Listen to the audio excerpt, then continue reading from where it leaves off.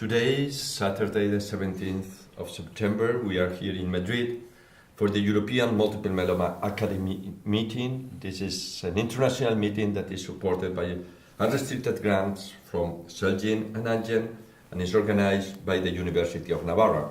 And it is my pleasure to share this discussion with three real experts in the field of multiple myeloma: Professor Thierry Facon from Lille, Professor Joan Bladé from the University of Barcelona, and Professor Ocio from the University of Salamanca. Let's start with the treatment of multiple myeloma. Most multiple myeloma are elderly patients because the median age is 60 years. How do you treat an elderly patient? But elderly is not 60 anyway, at least for us. No, of course.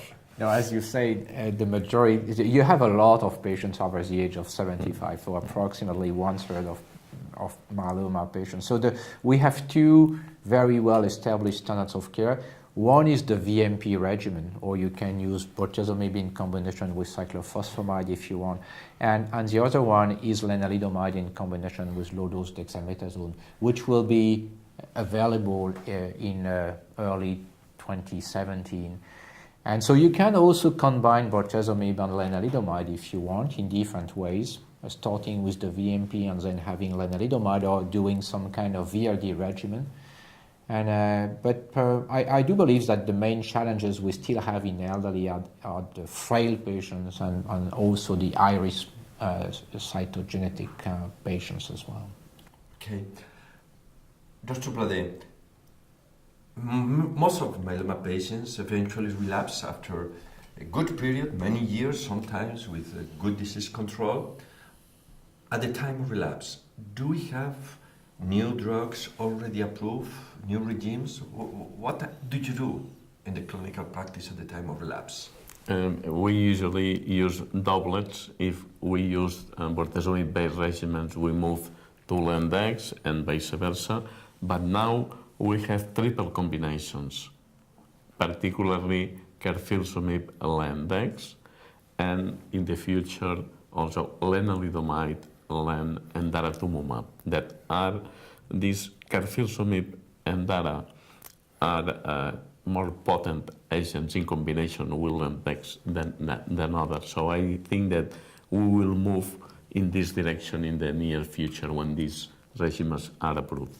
But I hear also about other drugs like elotuzumab and ixazomib. Are these drugs also? Are also adding to Lendex, but the progression-free survival is only in the range of five months. And for example, with KRD is in the range of 11 months in favor of the combination. So are both of value, but not so strong as carfilzomib and then daratumumab. Okay, Dr. Ocio, this is a completely different panorama because now the patients, as you have already indicated, have many options at the time of relapse. Is this the end of the story, or there are other drugs under investigation? I know that you are pioneering several studies. Yeah, I know. So that's interesting because, as Dr. Bladé said, we have really improved with several novel agents that we have now, even monoclonal antibodies that we have been looking for a long time, monoclonal antibodies. Now we have them even approved and in several combinations. But we still need more drugs, and we still need more targets, more things to use in our myeloma patients. And in fact, there is a great research program for looking for targets, how we can attack the plasma, tumoral plasma cells. In this regard, we know that there are several novel derivatives of the already approved agents, such as alkylators, such as melphalan. We have novel alkylators. We know that there is a very important pathway abnormal in most multiple myeloma patients, which is the RAS pathway, the MEK pathway. We can target this pathway by using several different families or types of drugs. And we have other what we call small molecules that can have some activity in these patients. But what is important is that myeloma is not a disease of only one target. So these drugs have little activity in monotherapy. So we have to combine them with all these standards of care we already have. I think the future will be to use these good standards and add a specific drug that could be more active in a specific patient. Professor Facon, one of the challenges when you are in front of a 70-year-old myeloma patient and you decide a treatment, you have mentioned several options, is to give this treatment for a limited period of time, let's say 9 cycles, or to give the treatment until progression. Can you elaborate a bit on the difference or what is the best option? I think it's an important issue, but I do believe as always, you need a discussion between the patient and the doctor. Basically, you will start therapy with either bortezomib or lenalidomide or even both.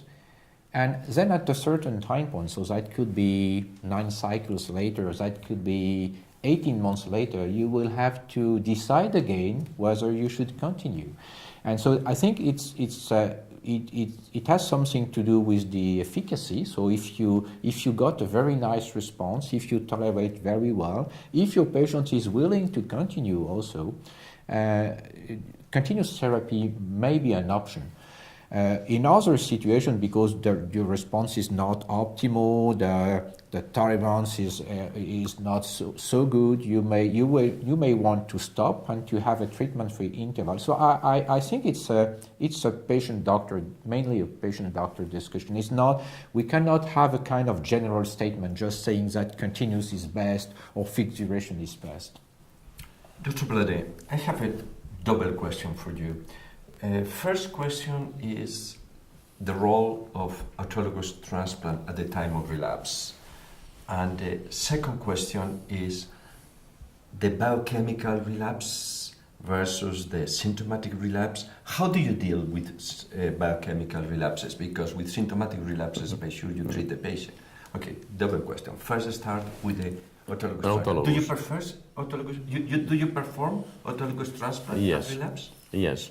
And in fact, there is a consensus published last year by the International Myeloma Working Group recommending to perform a second transplant at relapse if the duration of response with the first transplant was longer than 18 months. I believe, I am on the authors, but I believe that I supported at least 2 years. So I believe that if the response had been for 2 years, you can. But particularly if the response has been longer than 3 years, you may expect a long response.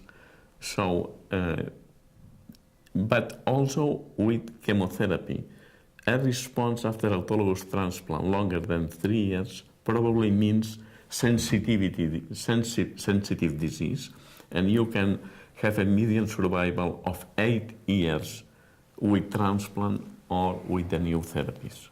And concerning the biochemical relapse, it is evident that all patients with significant paraprotein relapse should be treated before they develop symptoms. So this, I think, is well established. Yeah. Thank you very much. The final question that I have for you in this case is for Dr. Ocio, is related to clinical trials. Some patients sometimes have doubts about the security of the clinical trial, the convenience of the clinical trials, and you are very much involved in early phase clinical trials. What can you tell us? Also I had been last week with a doctor that told me, look, I don't believe in clinical trials. What is your position? Yeah, definitely. So I think this is something very important because sometimes people, because it's clinical trial, some people may say, okay, they are experimenting with me, they're investigating with me. But I think we have in Salamanca and our department, and I think that I really believe that they have the luck to be able to offer the patients the best. And we receive many patients from other sites that do not have availability of other drugs, or they have exploded all the possible drugs they have. So they come and they can receive novel drugs. Some of them are effective, some of them are not, but they have this hope, and some of them really have a very good responses with these novel agents. Regarding the concern of tolerability, of toxicity, I would say, I think this is not such a concern. The clinical trials have a very high regulation just to avoid the toxicity. They have a lot of steps just to have to be able to be safe, and at the end to have a good doses for a good dose or a good treatment for the patients. So I really think that to have clinical trials and to be able to participate in a clinical trials is really a luck for a given patient. Really, I think we agree that this is a great opportunity. I would like to thank all of you for being with us today, and we will continue now. We have the last session with the related myeloma disorders such as amyloidosis, Waldenström macroglobulinemia, and POEMS. And thank you very much.